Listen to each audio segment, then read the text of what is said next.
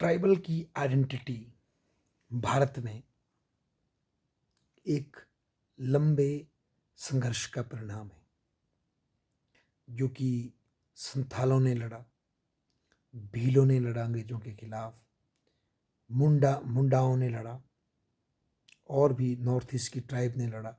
न जाने कितनी ट्राइबल कम्युनिटीज़ ने ब्रिटिशर्स के खिलाफ, कई राजाओं के खिलाफ अपना संघर्ष लड़कर अपनी ट्राइबल आइडेंटिटी को प्राप्त किया। और अंग्रेज़ शासक काफ़ी समय के बाद ये समझ गए थे कि ट्राइबल सोसाइटी के कुछ ऐसे मुद्दे हैं जिनके हितों की रक्षा की जानी चाहिए।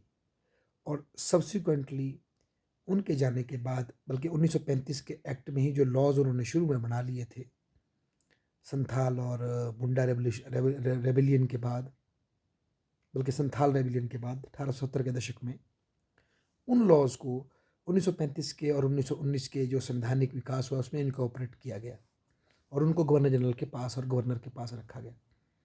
और जब हमारा संविधान बना तो हमने उन्हीं लॉज को उठाया और 5वीं और 6ठी अनुसूची में ठोक दिया ताकि ट्राइबल हिट्स की रक्षा हो। यहाँ बात ट्राइबल हिट के रिजर्वेशन की नहीं हो रही, उनके कस्टमरी फ्रीडम की, उनके अपने परंपरा की रक्षा की, उनकी ज़मीन की संपत्ति की रक्षा की बात हो रही है।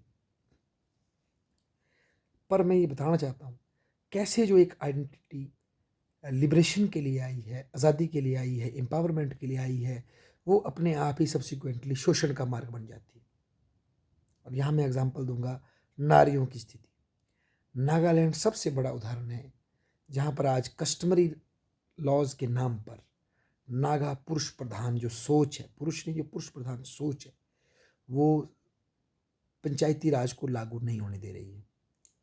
जिस पंचायती राज व्यवस्था में वहाँ की नागा महिलाओं को लोकल गवर्नेंस में मौका मिलना था, उसको आज वहाँ के नागा समाज के जो मुखिया पुरुष हैं वो कस्टमरी लॉ के नाम पर उसका विरोध कर रहे हैं और फिर वायलेंस का भी यूज़ कर रहे हैं ताकि औरतें लोकल सेल्फ गवर्नमेंट पे आगे ना आए और उस पर जो पुरुषों का और एल्डर्स का जो दबदबा बना हुआ है ट्राइबल कल्चर का, वो बना रहे।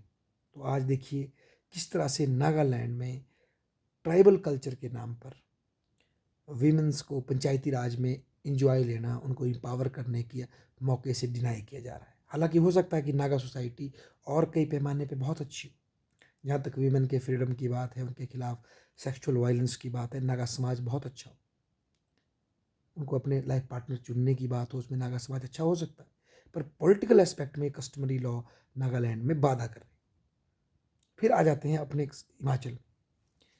हमारे हिमाचल में पैसा एक्ट जो लागू हुआ, provision for the extension of to schedule areas, उसके तहत पंचायती राज सिस्टम तो हमारे लाहौल में, किन्नौर में, भरमौर में, पांगी में लागू हो गया और लड़कियों को प्रधान बनने का अवसर मिला, पंच बनने का मौका मिला। बहुत अच्छी बात है। परंतु जो कस्टमरी लॉ से जो उनकी प्रॉपर्टी के जो राइट्स हैं वो छीने हुए हैं अभी तक, क्योंकि वो कस्टमरी लॉ उस समय बने जब लड़की और लड़के को बराबर नहीं समझते थे। तो ऐसे में बिटिया को जो है बाप की पैतृक संपत्ति से वंचित किया जाता है क्योंकि वो अधिकार बेटे का होता है या फिर चाचा के बेटों का होता है। तो ऐसे में बेटी को जो पूरे भारत में अब जो संपत्ति का अधिकार मिल चुका है वो कस्टमरी लॉ के नाम पर उसको बेटी को डिनाई किया जाता है। हिमाचल की एक महान नारीवादी फाइटर रतन मंजरी ने अपना जीवन इस लड़ाई में लगाया। हालांकि वे काफ़ी प्रभावित कर सकी और एक समय वीरभद्र सिंह जी की सरकार में वो कानून पास हो भी रहा था, पर फिर कोर्ट में कुछ ही कारणवश मामला अटक गया और आज भी अटका है। तो अभी तक हिमाचल की जो ट्राइबल बेटियां हैं उनको पिता की ग्रामीण संपत्ति में बराबरी का अधिकार नहीं मिल पाया है।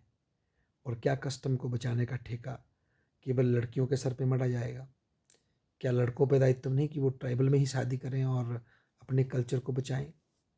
क्या लड़कियों पर ही इसका टिकट थोपा जाएगा? या ट्राइबल की आइडेंटिटी क्या जन्म से होगी? या अगर कोई ट्राइब के कल्चर को एक्सेप्ट कर लेता है किसी से विवाह करने के बाद, तो क्या वो ट्राइब नहीं बन सकता? क्या उसके बच्चे आगे ट्राइब नहीं बन सकते अगर वो उस कल्चर में रहने को तय करते हैं? जिस तरह से कि एक लड़की किसी ट्राइबल छात्र से शादी करती है, बच्चे शादी लड़के से शादी करती है, उसके कल्चर को अडॉप्ट करती है, तो ट्राइबल बन जाती है, उसके बच्चे ट्राइबल बन जाते हैं। क्या कोई पुरुष अगर किसी ट्राइबल महिला से शादी करता है, क्या उनके बच्चे ट्राइबल नहीं बन सकते अगर वो उस कल्चर को स्वीकार करते हैं? तो ये किस तरह से जो आइडेंटिटीज़ एक वक्त लिबरेशन के लिए बनी है, कई बार उन्हीं आइडेंटिटीज़ में फ्लॉज पैदा हो जाते हैं। मैं ये बताना चाहता था इस थ्योरी से। हो सकता है इसमें कुछ कमियां हों, पर मैं फिर भी एज अ पॉलिटिकल साइंटिस्ट ये एनालिसिस देना चाहता हूँ। कोई भी पॉलिटिकल साइंस के जो छात्र अगर उनको कुछ में से कोई थ्योरी नज़र आती है, कोई इसको थ्योराइज कर सकता है या कोई अपनी विचार को और आगे बढ़ा सकता है, इसकी कमियां निकाल सकता है, more than welcome. Thank you.